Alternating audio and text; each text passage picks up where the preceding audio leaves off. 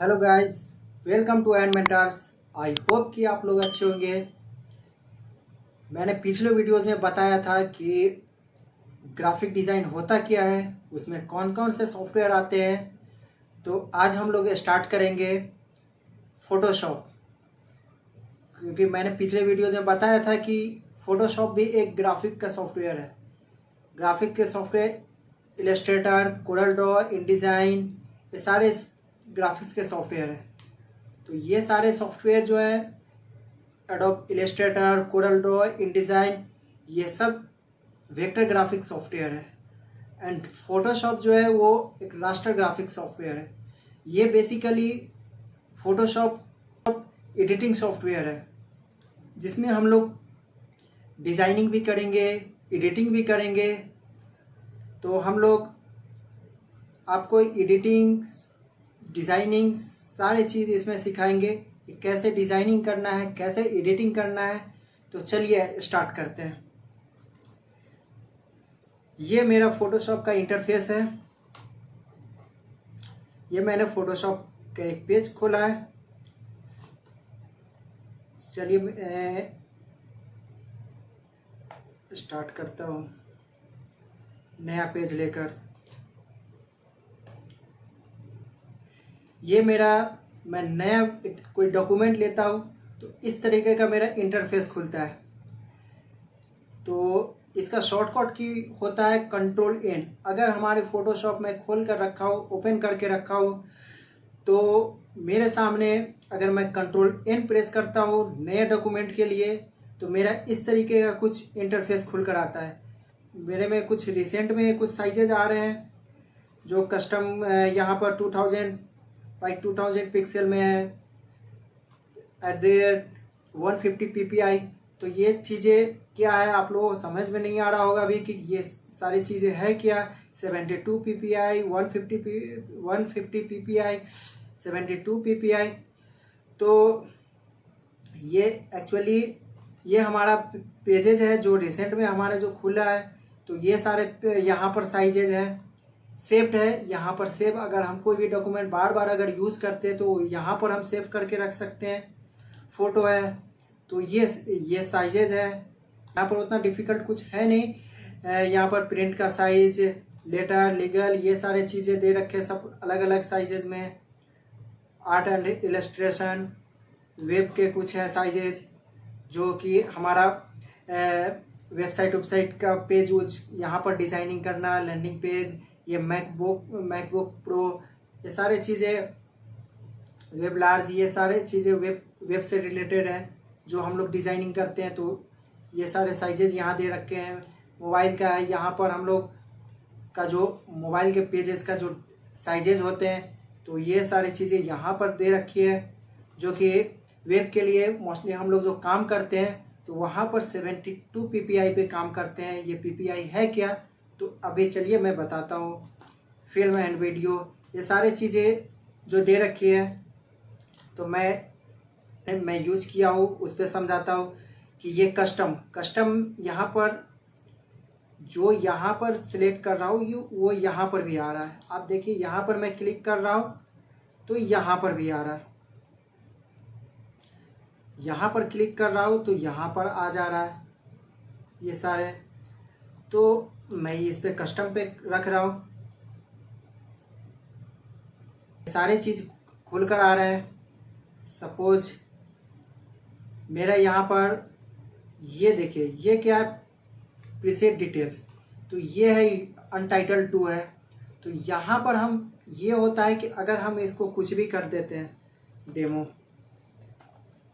ये चीज़ होता है कि जो मेरा फाइल होता है ये यहाँ पर ये फाइल नेम होता है कि अगर हम जो नेम से फाइल यहाँ पर अगर कर रहे हैं, तो अगर हम वहाँ पर अगर जो पिक डिज़ाइन कर रहे हैं, जो डिज़ाइनिंग करेंगे, जो हमारा ये पेज खुलेगा जहाँ पर हम उस पेज पे डिज़ाइन करेंगे, तो वहाँ पे होगा कि इस नाम से फाइल ऑटोमेटिक सेव होगा।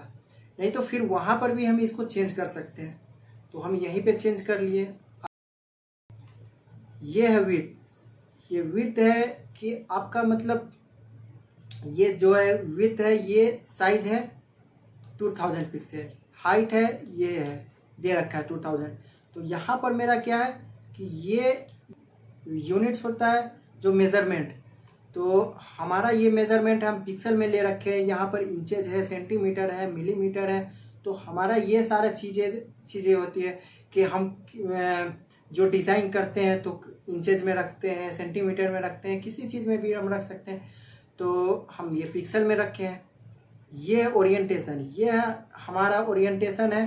तो ये जो है अगर ये खड़ा हुआ है, आप देख रहे होंगे कि ये इस तरीके का दिखा रहा है, तो ये है हमारा पोर्ट्रेट और ये है हमारा लैंडस्केप। आपको देखने में भी लगेगा कि इसका जो लैंडस्केप में होता है कि इसका हाइट कम और विड्थ ज़्यादा होता है, तो उसको हम लोग उसको भी देखकर हम लोग समझ जाएंगे कि ये लैंडस्केप डिज़ाइनिंग है।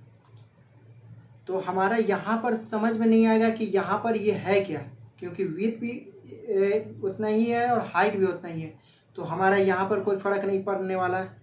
अगर सपोज यहाँ पर देखो आप, यहाँ पर क्या है कि विड्थ कितना है, 360 पिक्सल में यूनिट है पिक्सल, तो 360 पिक्सल। हाइट ये है, तो यहाँ पर क्या है कि अगर हमारा ये चीज़ है कि हाइट क्या है, हाइट ज़्यादा है, तो ये हमारा पेज किस में खुलेगा, ये पोर्ट्रेट में खुलेगा। अगर हम लैंडस्केप में करेंगे तो ये देखिए, सिर्फ लैंडस्केप क्लिक किए तो ये विड्थ अपने आप ले लिया, यहाँ पर विड्थ ज़्यादा ले लिया, हाइट कम ले लिया। तो ये चीज़ें होती है कि आप जो भी है तो ये यहाँ पर स्वैप हो जाते हैं। तो हम यहाँ पर कस्टम ले रहे हैं।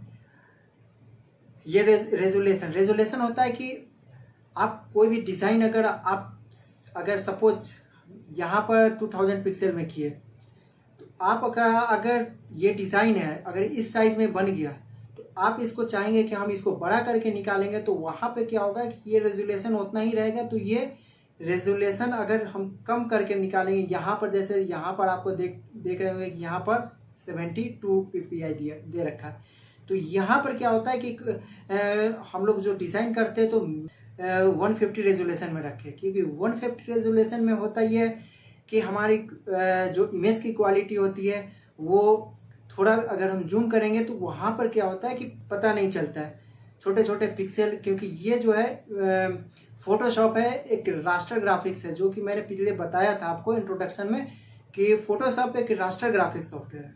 जो रास्टर ग्राफिक्स सॉफ्टवेयर वो होते हैं जो छोटे छोटे पिक्सल से मिलके बने होते हैं। तो अभी मैं दिखाऊंगा कि वो पिक्सल है क्या। तो यहाँ पर रेजुलेशन देख लिया आपने। कलर मोड है, तो कलर मोड है, यहाँ पर मेरा RGB कलर है। इसको क्लिक कर रहा हूँ तो यहाँ पर ग्रे स्केल है, RGB है, CMYK कलर है, लैब कलर है। तो यहाँ पर जो है पर जो भी होता है डिज़ाइनिंग, इमेज एडिटिंग, डिज़ाइनिंग, तो इसमें RGB कलर जाता है। CMYK होता है कि वो प्रिंटिंग में अगर हमको भेजना है कोई भी डिज़ाइन, तो हम वहाँ पर CMYK डालते हैं। तो और ग्रे स्केल होता है वो ब्लैक एंड वाइट में होता है। वो ब्लैक एंड वाइट सिर्फ उसमें आप कुछ भी ऑटोमेटिक अगर फोटो अगर ओपन कर रहे हो, अगर वहाँ पे अगर आप ग्रे स्केल अगर सेलेक्ट है तो आपका फोटो अगर कोई भी इमेज इंपोर्ट कर रहे हैं यहाँ पर अगर डॉक्यूमेंट में, तो आपका ब्लैक एंड ही वाइट आएगा। आप जितना भी उसको ये करेंगे चेंज करेंगे, लेकिन अगर जब तक यहाँ से हम चेंज नहीं करेंगे तो वो आपका ब्लैक एंड ही वाइट आएगा। अब बैकग्राउंड कलर कंटेंट है जो भी हमारा ब्लैक यहाँ पर सिलेक्ट है, यहाँ से आप चेंज भी कर सकते हैं कुछ भी। चलिए, वहाँ पर ब्लैक सिलेक्ट था, अब मेरा यहाँ पर ब्लैक सिलेक्ट था, तो वहाँ पे यहाँ पर मेरा क्या आ गया, ब्लैक आ गया। क्योंकि मैं अभी दिखा रहा हूँ आपको, ब्लैक ये था तो ब्लैक आया। अगर मैं यहाँ पर आपको सपोज वाइट कर रहा हूँ तो ये वाइट आएगा। तो ये चीज़ें हैं यहाँ पे। तो मैं इसी को अगर वाइट करना चाह रहा हूँ, अगर मेरा अगर धोखे से अगर ओपन अगर हमारा ब्लैक में ही आ गया या सपोज रेड में आ गया, कोई भी अगर कलर वहाँ पे चूज हो रहा है, तो मैं चाह रहा हूँ कि अगर यहीं पे अगर इसको चेंज करना है तो आप यहाँ पर से भी आप सिलेक्ट करके चेंज कर सकते हैं। तो यहाँ पर मेरा क्या है, यहाँ पर मेरा फोरग्राउंड कलर, इसको बोलते हैं, जो ऊपर अगर रहता है तो इसको बोलते हैं फोरग्राउंड कलर। और ये जो होता है ब्लैक जहाँ पे जो वाइट के पीछे है, तो जो पीछे होता है उसको बोलते हैं बैकग्राउंड कलर। तो हमारा फोरग्राउंड कलर है। तो अगर हम इसको फिल करना चाह रहे हैं तो यहाँ पर अल्ट के साथ बैक स्पेस करेंगे तो यहाँ पर फोरग्राउंड कलर फिल होता है। अगर ब्लैक को बैकग्राउंड कलर फिल करना चाहता हूँ तो इसको कंट्रोल के साथ बैक स्पेस करेंगे तो ये बैकग्राउंड कलर आता है। तो मैं अल्ट के साथ बैक स्पेस कर रहा हूँ, ये क्या आ रहा है, वाइट कलर आ रहा है। तो ये चीज़ें हैं फोरग्राउंड कलर और बैकग्राउंड कलर। अब मैं चाह रहा हूँ कि यहाँ पर का कलर चेंज करना है, तो यहाँ पर आप अगर इस पर क्लिक करेंगे तो यहाँ पर आपका कलर पिकर आ रहा है। तो आप यहाँ से जो कलर चाहे चेंज कर सकते हैं। यहाँ पर क्लिक कर ले, आपको ब्लू चाहिए ब्लू सिलेक्ट कर ले, ओके कर दें। आपका यहाँ पर देखिए यहाँ पर आ गया। अब अल्ट प्लस बैक स्पेस करेंगे, यहाँ पर ये आ गया, वो कलर फिल हो गया। तो ये है फोरग्राउंड कलर और बैकग्राउंड कलर। ये चीज़ें समझ में आ गई होगी। तो ये मेरा फोटोशॉप का जो अगर मैं ओपन कर रहा हूँ, नया डॉक्यूमेंट ले रहा हूँ तो ओपन कर किए आपका ये लेयर पैनल नहीं खुला हुआ है। आपका ये चीज़ है, ये चीज़ इस तरह का है या इस तरह का है, या आपका ये चीज़ नहीं दिख रहा है यहाँ पर।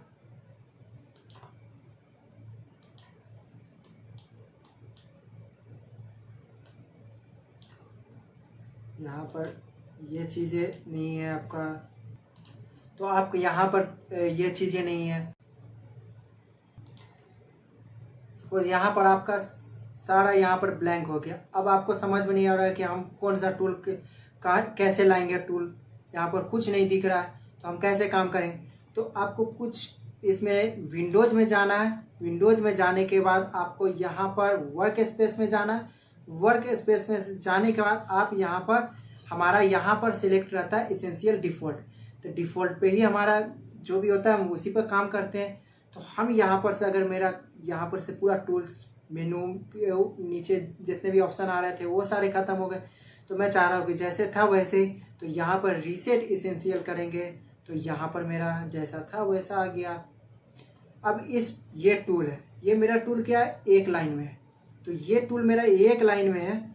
मैं चाह रहा हूँ कि इसको 2 लाइन में करने का, तो यहाँ पर डबल एरो है। तो ये देखिए आपका इस तरीके का आ गया।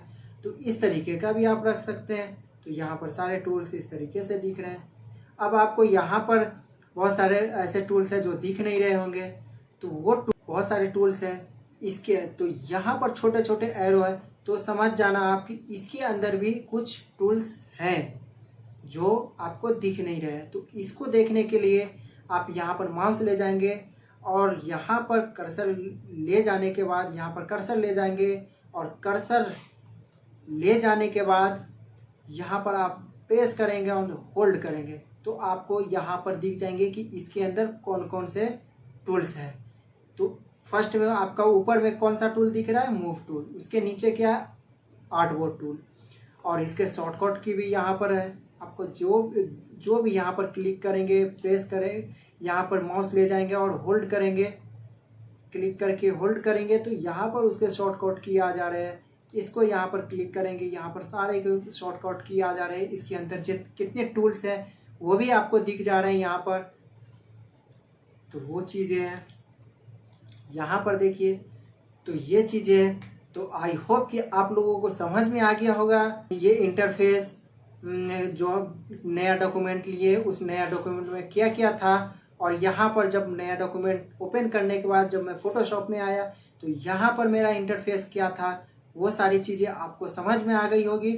क्लास ज़्यादा लंबा हो जाएगा तो मैं धीरे धीरे अब मैं नेक्स्ट डे आपको मैं टूल्स के बारे में, लेयर के बारे में, ये लेयर है क्या,